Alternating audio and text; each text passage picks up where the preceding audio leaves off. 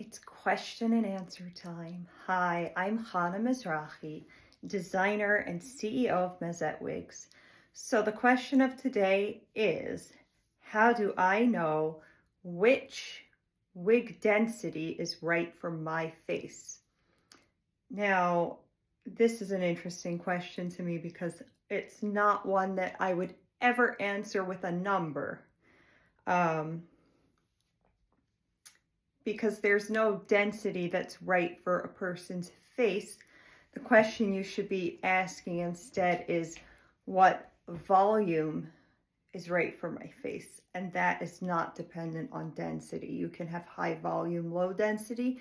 You could have, it's harder to have low volume, high density, but you can have relatively low volume, high density. You can't get a very flat look with a high density wig, but you can have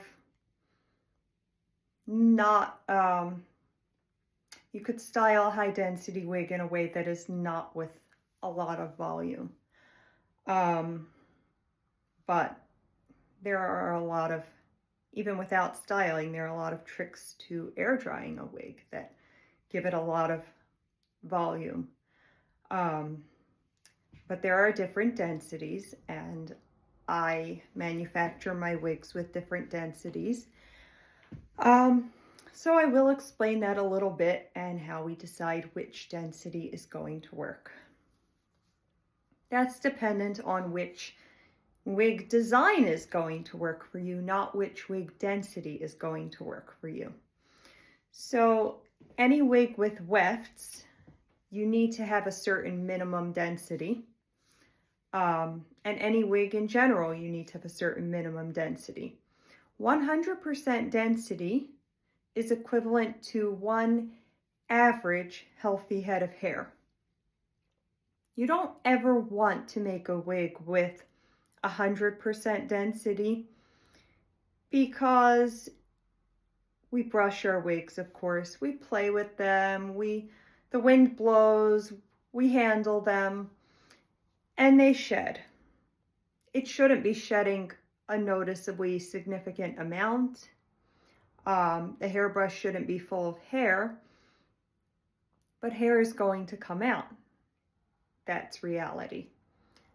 And it's not going to grow back. When we brush our bio hair that's attached to our scalps, hair also comes out, quite a lot of it. But we're also growing new hair every day. Here's a fun fact. And it varies by hair color, which is a really fun fact. You could grow anywhere between 80 and 200 new hairs every day if you have a healthy scalp. So that's pretty cool. That's quite a lot. But you also lose the same amount of hairs every day. And people say that some people believe that they started losing a lot of hair once they started covering their hair, when in fact it was just all falling out in one place instead of shedding wherever they walked. So it just became noticeable, but it wasn't actually changing. Or sometimes maybe they really are experiencing hair loss. But anyway, so for most of my wig designs, I default to a 130% density. I like that number because it's low density and that's comfortable. This is 130% density. It's a comfortable amount. It's not too much hair. I could tuck it behind my ears. It's not overwhelming around my face. I still get some volume. I don't like a flat look. For me, this is flat for me. That's the flattest I would go. I'm not even loving how flat this is. I feel like I want to put some volume in it. But when I dry it differently, sometimes I dry it just straight back and then part it after it's dried. So then automatically when it comes forward, it just has more oomph. Also, I air dry it with the ends like this, resting on something, on a head that's too short for it. So then that gives it some oomph also. Of course, I could also style it with heat to give it volume. So there are a lot of tricks for that. And you can have even huge volume So that's this. That's most of these. I would never, ever make a wig that is more than 150% volume. And I have people request sometimes more volume, and I explain to them why it's not recommended. And I encourage them to at least try it first. I can always add more wefts later on.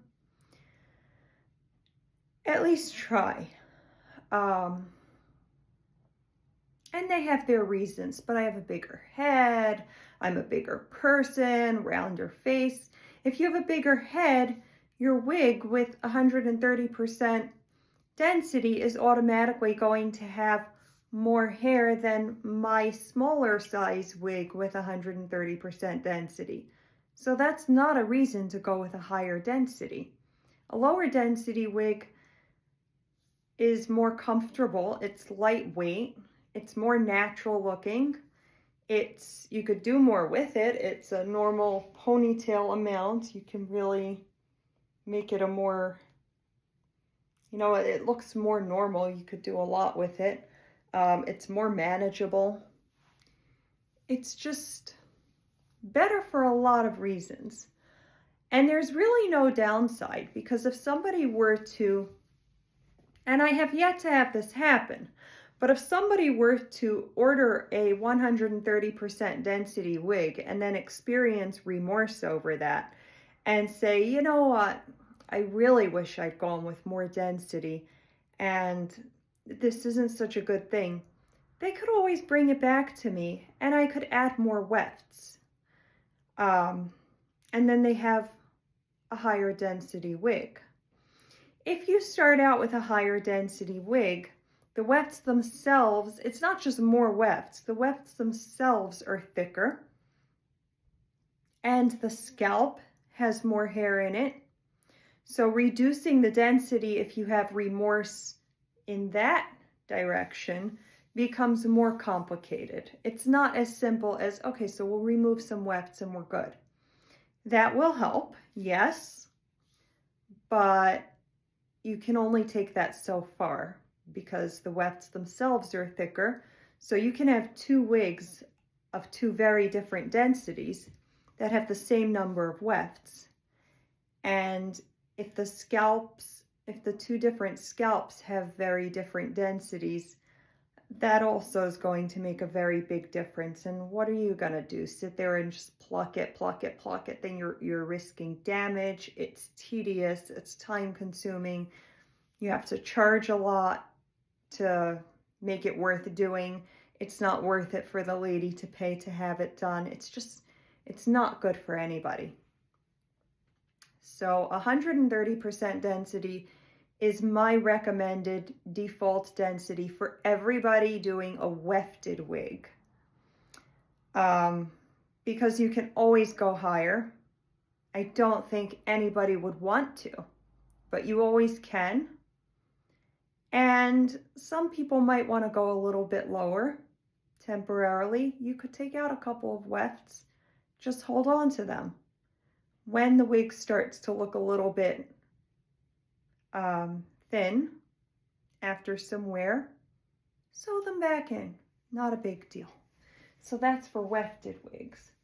For fully hand-tied wigs, such as this one, so these are a different construction. The hair is more evenly distributed, and it's a very different construction. So for this, I can do this 110% density. It's just a little more density than a natural head of hair. So there's still room for it to shed before it starts looking too thin. And when that happens, you're not going to see lines where the wefts are. So it's really more forgiving in that sense. And it's much more comfortable and lightweight because of that. And because there's less thread in it, there's just a lot less of everything to add heaviness to it.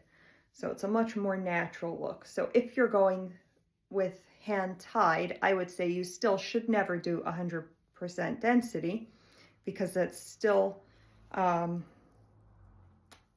too close to not looking nice anymore, but you could do 110% density, 120%. Those are really good numbers if you're going with fully hand-tied. And you can get plenty of volume with this also. Just like, we've seen lots of fashion trends with hairstyles over the years, over the decades. And huge hairstyles have been in style at certain times in history. And it doesn't make sense if you think about it that at certain times in history, women's hair grew thicker than at other times in history. I mean, yes, they had hair pieces that they would add to add volume, but also they had other tricks, just the teasing and the curling, and they had other tricks. So there are ways to style, and you don't need to have a ton of hair to achieve the volume that you love. If what you really want is volume, then you don't need to have a thick mat of hair on your head to achieve that. So to recap, I'm sorry, I can't resist a good hair pun. So to recap, see how you just bang them out. Bang. So many layers to this. 130% density is my favorite recommended volume density, for all wefted wigs. No matter what volume you want to achieve, no matter what your face looks like, no matter what your head shape looks like. I can't stop petting her. If it's a wig with wefts. If it is a fully hand-tied wig, I do 110% density. You could also do 120% density. I wouldn't do more than that because you just don't need to. You could, but you just really don't need to. I mean, what's the point of hand-tied? If you're going for more density, then you're kind of ruining the effect of, oh my gosh, it's so lightweight. It's like having a feather on my head. So I really wouldn't go higher than 120% density, no matter what, for fully hand-tied. But I definitely wouldn't go below 110% density either. I hope this was extremely informative for you. And please feel free to connect with me and suggest future video topics. Ask me anything, and happy to discuss anything in additional detail with you. Don't forget to subscribe, and have a wonderful day.